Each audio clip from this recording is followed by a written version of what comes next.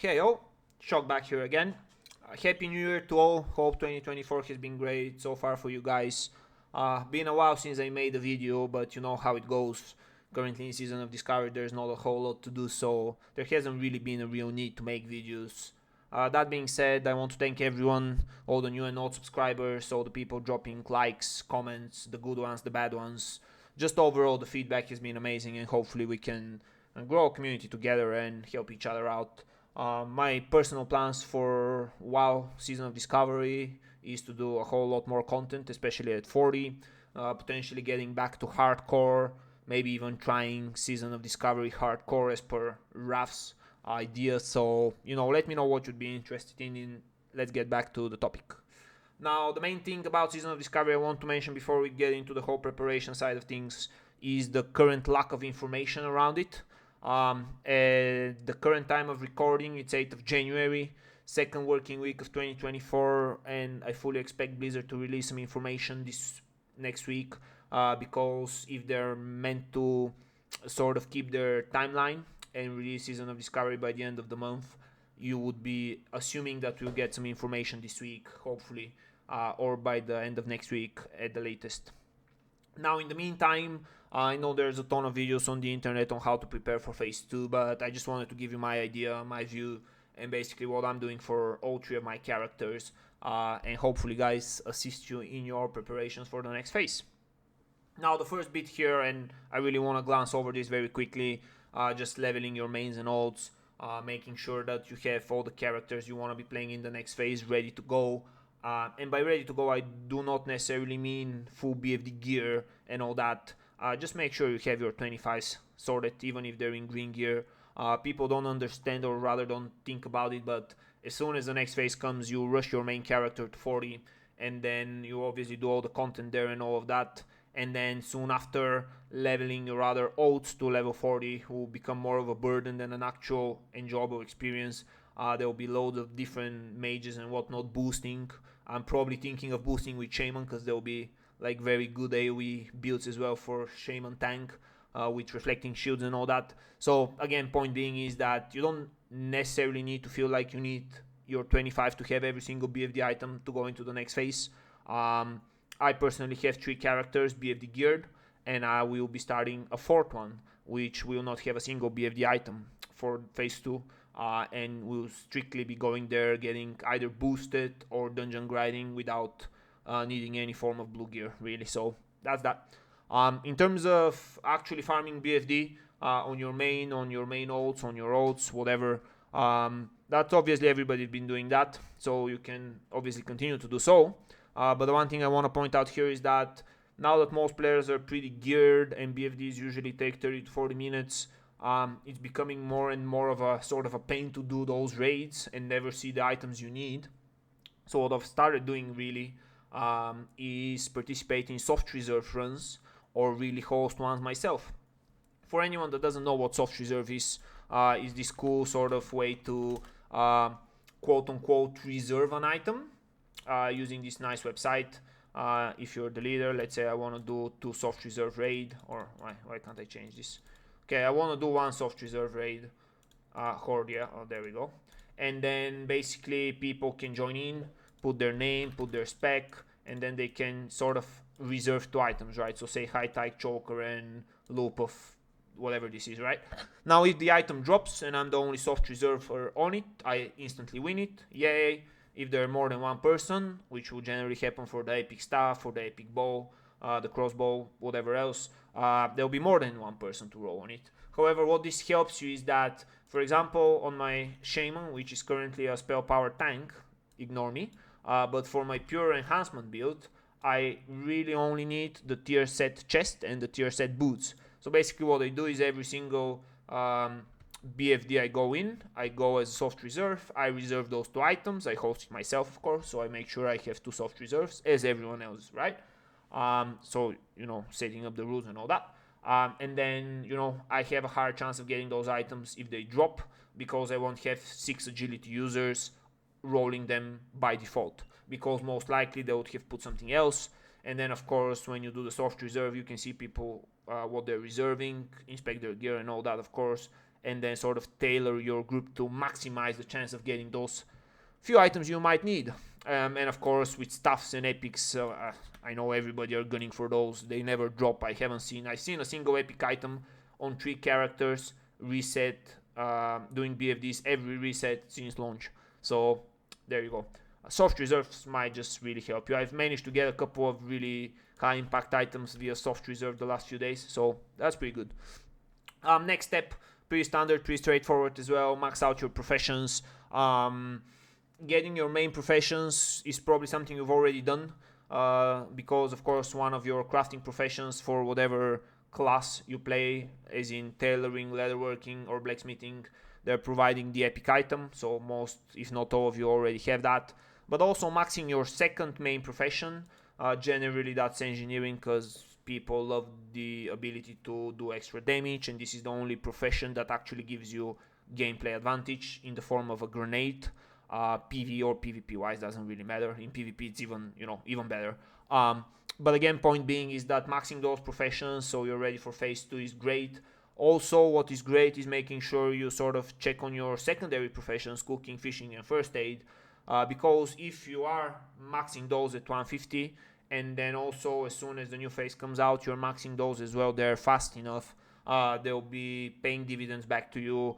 You'll be able to be fishing higher level fishing pools, hopefully getting higher level random items, better meat to sell for cookers, or just from cooking, therefore making better food to sell on the auction house. Food is always in demand, and it will only go up in demand with more and more hard raids and phases coming out. And then first aid, obviously, just the best profession for like popping a quick bandage on yourself, so you don't want to be missing on that. Just make sure you've maxed those out. They don't really cost a lot of gold, it's just a bit of time, so that's that. The next thing I want to speak about really is, and to be fair, this is the one thing that I know a lot of people are doing, but also a lot of people don't know about, is maxing or trying to max out your Warzone Gold reputation. Now, in standard classic WoW, the only way that you can get reputation with battlegrounds is actually doing the battlegrounds and winning them, returning the marks, so on and so forth. In Season of Discovery, and we're assuming for Outer Rock Valley and Arati Basin as well, there's these events, right? Currently we have the Ashenvile event, which allows you to gather insane amount of reputation, and it's almost AFKing, right? Like you just get yourself Nova World buff add-on. It shows you the timers here, and whenever they're close to 90, you fly over there, you hit the 2 bosses that spawn. Horde never wins the event anymore, but does it really matter? You get about 1000 and 1200 rep per event, so very very quickly you can boost yourself all the way to Honored for the items that you can use now, as well as boost yourself to Revered or potentially Exalted for the items that you can use later on. And I know I've mentioned those items before, but if we can quickly just glance them over, not only at Honored, they're upgraded level 40 versions of the existing necks, backs, and fingers, but also, again, upgraded versions of the weapons, which, as we all know, for Season of Discovery, I think they're modded for level. So that would be perfect, because they'll be also at level 40. So if you already have this, you'll be able to just buy this instantly at level 40. So that's great. But I think the best bit about it, of course, are the Exalted rewards, which are some insane bracers, both at level 40 and level 50, as well as bracers and pants at level 60. Now, for level 60, probably these items are not going to hold up to whatever Season of Discovery brings us, or even existing pre-raid beast items or raid beast items. However, having such a crazy item at 40, or even whenever you hit 60 one day, to be able to be purchased from a vendor, is definitely nothing to scoff at. So I think not necessarily pushing to Exalted right now, guys. It's a lot of battlegrounds, it's a lot of doing the event, but in the end of the day, sort of doing it every once in a while, and especially if you're completely burned out and have nothing else to do, definitely farming those would be quite good for future phases and just future future phases, really, right? Moving on, the next bit that basically every single YouTuber tells you to do, I'm mentioning it and I'm telling you to probably not do, because I don't really feel there's any point in doing that, is stacking your full quest log of completed quests. So once phase 2 drops, you get yourself on your flight path, fly around for an hour and a half, returning quests, min-maxing where you put your heartstone so you can return some more quests, and basically do a whole lot of nonsense to boost yourself with maybe a level and a bit. I find it hard to believe it has more than one level of XP in 20 quests, but even if it was more than that, I'm just saying I don't really feel there's any real need to be doing that. What most likely the fastest way to level to 40 will be is dungeon grinding. I know a lot of people don't like it, maybe a lot of people do like it as well, but the sheer fact that if you go with 5 people in Razor Fen Downs and make the same amount of XP doing 1 or 2 runs, right, not even farming it 5 hours straight, just do 2 or 3 runs, and you're likely going to make as much experience as having 20 pre-completed quests and the time to fly around the world to return them. You'll be out from Razor Fen Down with the same amount of experience. So, I'm putting this one out there. Plenty of videos on the YouTube to sort of get the best ones and do the best routes. This, if you're going for world first 40, which I'm pretty sure none of you guys are, this might make the difference. And I still feel it's gonna be slower than just going farming from second one in Razor Fen Down or another dungeon, right? So in the end of the day, feel free to do so. I'm personally not doing that. However, what I am doing, very much related to flying around and returning quests, is actually grabbing your most key flight pass. This is not going to be that much of a time saver later on, but considering there's nothing to do currently in WoW, or nothing aside from a single BFD and farming Warsong Gulch, is to grab your flight paths, right? Like, you can go by Desolace, the Swallow Marsh, Tanaris, Thousand Needles, get yourself the flight paths in Eastern Kingdoms as well, Arati Highlands. I'm obviously currently spinning out only the Horde ones, but Alliance, you just have the same equivalent, so you just go and do that as well. Maybe, even running from Feralas, which is a very high level zone, to grab yourself the flight path to make your transitions and connections with the flight path faster. It's probably not too bad of an idea, and it's not gonna cost you nothing more than running around, right? So instead of running around once phase 2 drops, start the running around now, and you're good to go. Going forward, and probably the most important thing that people would be telling you to do is to farm gold, and for a very good reason why, right? At level 40, as you all know, we unlock the 60% ground mouth, which costs, I believe, 100 gold, training plus mouth, without any reputation discounts. And in terms of reputation discounts, if you didn't know, as you level your reputation with every faction, items sold by the quartermaster of this faction come at a reduced cost, and that includes mounts, because as an orc, I'll be able to buy the wolf. I do think you need revered or exalted. I'm gonna lie to you, it's been a while since I've done this. You need a high level reputation to buy the mount from another race. However, even for your own one, so myself as an orc, with Ogrimmar being a Donard, I think this will be cheaper than obviously if I was at friendly, and then if I move it to revered or exalted, it would be even cheaper to buy the mount. But again, these are percentage discounts you don't really care about. What you care about is sort of getting yourself 100 gold flat and ready to go as soon as phase 2 drops. I'm going to even say that 100 gold is not what you need. You probably need something in the likes of 70 to 80 gold, because first of all, you'll be making a lot of gold until you get to level 40. Second of all, the max level quests, or rather the quests at level 40, which will be considered max level quests, will start giving you even more gold than the current quests in the game. So making gold at level 40 will be much easier than making gold at level 25. So what you really want to make sure is to have a nice pot of gold to train your spells, potentially half if not more of the cost of a mount in your bag, so then when you hit 40 you are nice and easy to buy the mount, or farm for say an hour or 2 hours some easy quests, and then there you go, the mount. What people do stress about when they play multiple characters is, oh my god, how am I gonna have 300 gold for all 3 of my characters? You don't really need to be doing that, just for the reason I've just said.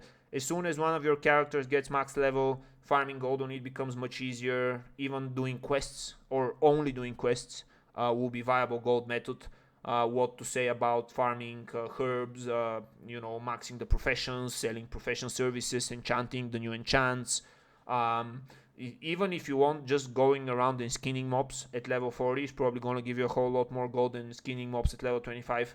So there's no real need to make like thousands or hundreds of gold, but making sure that you're ready with, say, 50, 60, 70, 80 gold, something in those ranges, would probably do you good for phase 2.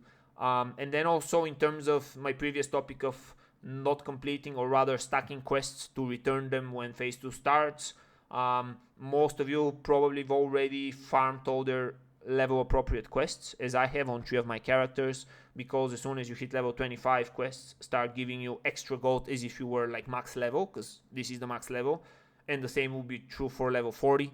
So again, from that sense, one, you don't need to worry about stacking quests, because you can just complete them now and get some extra gold, and then whenever phase 2 drops, just do other quests or dungeon grind. But then also, as soon as you hit level 40, those quests at level 40 are probably going to be giving you 2 to 3 gold. So again, do a bunch of those at level 40, and that's your mount there.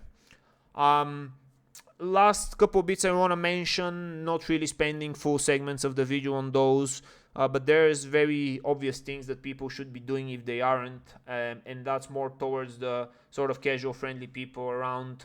But do things like get all of your 12 runes, max all your weapon skills for the weapons that you can carry, so in case you get a weapon upgrade, you can put it on and start hitting with it right away. Get yourself to rank PvP 3, which takes exactly 2 weeks. First week you do 15 honorable kills and you're rank 2, and then the second week you need 4.5 thousand honor and then you're rank 3. If you want to go from rank 1 to rank 3, I think it was about 12,000 honor. So in both cases, whether you play a lot week 1 or you just play a bit week 1 and then a bit more week 2, get yourself to rank 3, so whenever the next phase comes and eventually this PvP rank gets upped, you'll be up to date with it as well and be able to sort of go on the PvP ladder and not fall back too much. Finally, I think the last bit I want to mention is, if you've sort of done all of the above, if none of the information I've just said is brand new to you, you're probably playing a lot of World of Warcraft in Season of Discovery, and maybe it's time to take a break. Essentially, my last advice is don't burn yourself out, guys. This level 25 has been really weird, where there's been, like, as you can see here, Thunder Bluff is full. There's so many people playing and I don't even know what they're doing. I hardly find power to do a BFD and maybe record a video, and then people are playing all day long. I don't know what they're doing. But the fact of the reality is that for people that play a lot, that rush the content and that min-max the game as much as possible, the meta gamers, if you will, for you guys, feel free to take a break, drop WoW for another week, maybe just don't play until phase 2 comes out, forget about this epic stuff in BFD that will never drop, or maybe start playing something else for a bit.